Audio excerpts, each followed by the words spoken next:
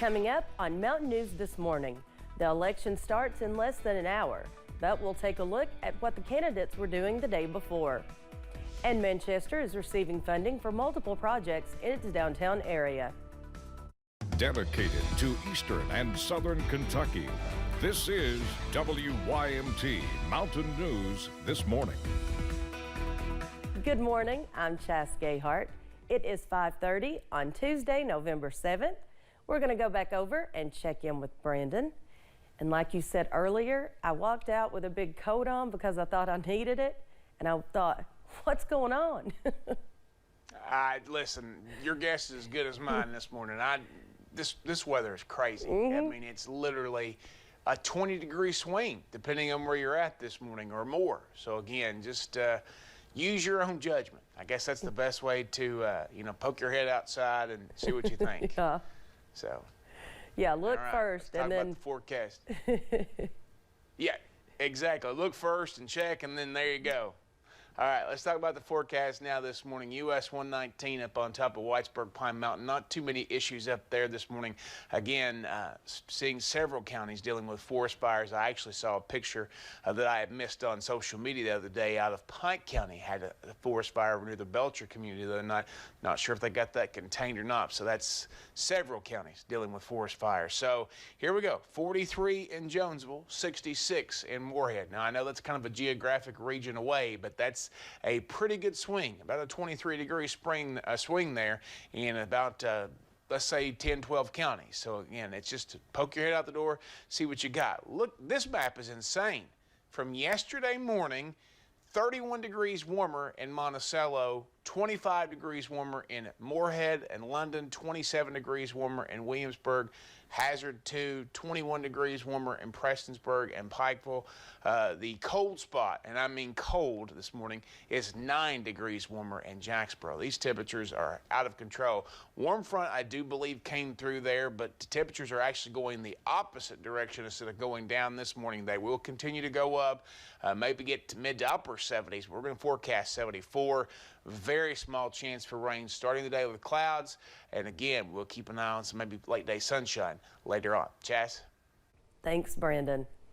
Governor Andy Beshear made his final campaign stops yesterday, visiting Pikeville in an effort to get more people to the polls. The re-election rally brought the incumbent governor and his team to the Appalachian Wireless Arena, where he shared his campaign promise of continuing the work his office has been doing since he began the current term.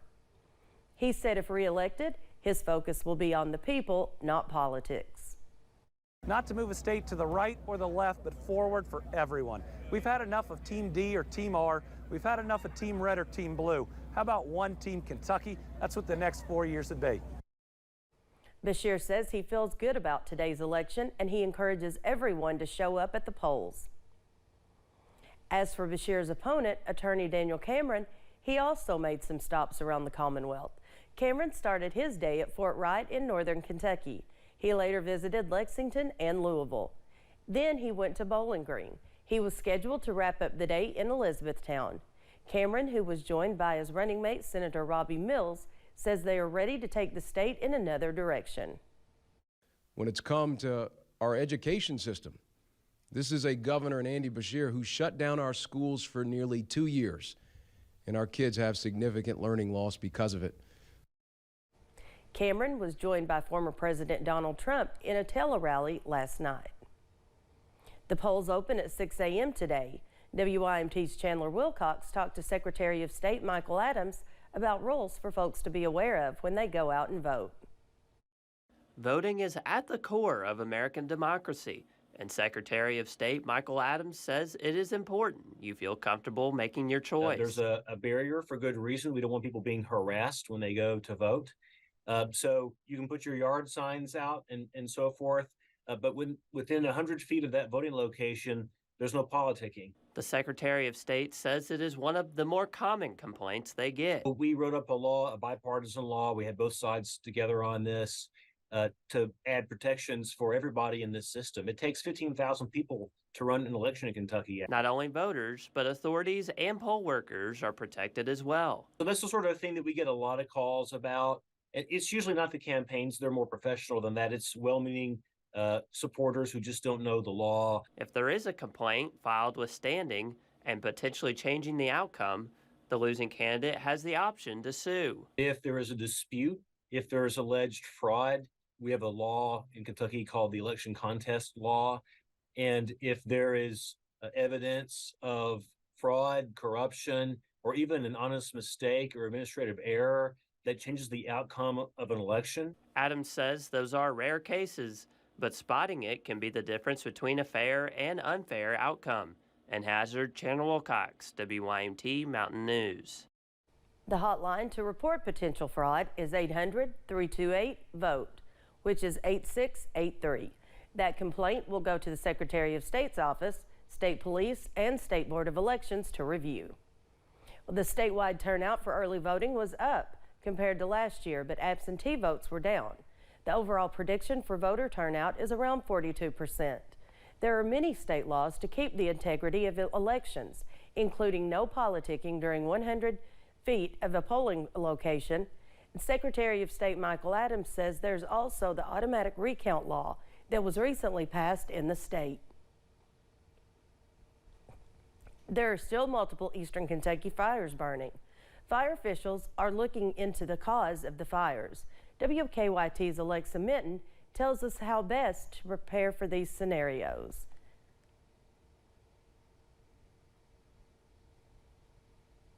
Forest fire season is in full swing here in the Bluegrass, with multiple fires burning over the weekend, forcing the Division of Forestry to implement their emergency response plan. Yes, we had 3 active fires yesterday, and 2 of them are still active today that the Division of Forestry is out on.